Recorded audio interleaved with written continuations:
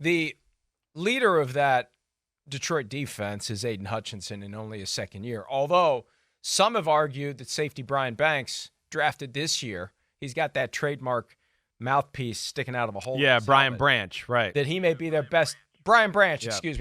He may be their best defensive player already. Thank you for that. But Aidan Hutchinson, between him and Branch and these other guys that they have defensively, it was horrible last year.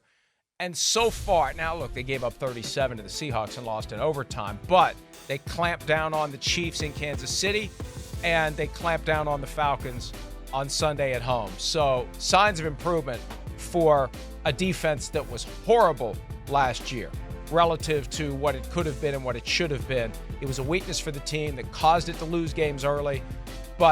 And even when the team started to win, it wasn't like it became, murderer's row. This year, much more encouraging signs on that side of the ball, which gives the Lions balance, which gives them hope that they're going to achieve the things they're trying to achieve. Yeah, that's right. They got size up front. Aidan Hutchinson's gone to another level.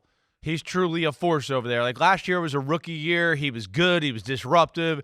You went, ooh, he looks like he could be something, right? Like, wow, they hit a home run with the number 2 pick in the draft. This year, it hit me when I saw him on the field that first Thursday game of the year, the kickoff, the opener. We've gotten a chance to interview him a few times, and having met him twice before that, the first thing I noticed was, he went from a college boy to a damn man in a year or a year and a half. Because he's jacked. He's a different human being than what I saw coming out before the draft. And we met him at the Super Bowl, I think out in L.A. the first time. So he has turned the corner. And, of course, when it's football 24/7, there's no school. Let me work out. Let me work on my hand fighting, my combat moves, my pass rush moves. That's all I do all the time, and you're willing to work at it. Yeah, we're seeing a guy that's starting to look like T.J. Watt-ish out there. One of those type of guys. Like, whoa, it's a psycho who's awesome against the pass and the run game. And then I know Chauncey Gardner-Johnson's hurt, but I know he infused some life into that secondary and some leadership there. You said it. Brian Branch has been a pleasant surprise. They got Cameron Sutton, who's a really underrated corner. That's really good for them.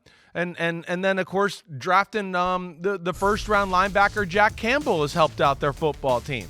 So they're coached better. They figured out how they want to play better. Some of their young guys have gotten better, and they made additions through free agency that have changed their team.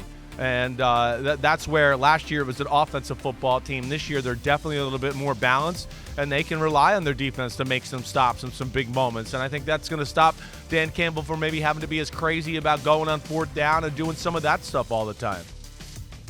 Hi, it's Mike Florio. Thanks for watching PFT on YouTube. Hit subscribe for the latest news and analysis from Pro Football Talk.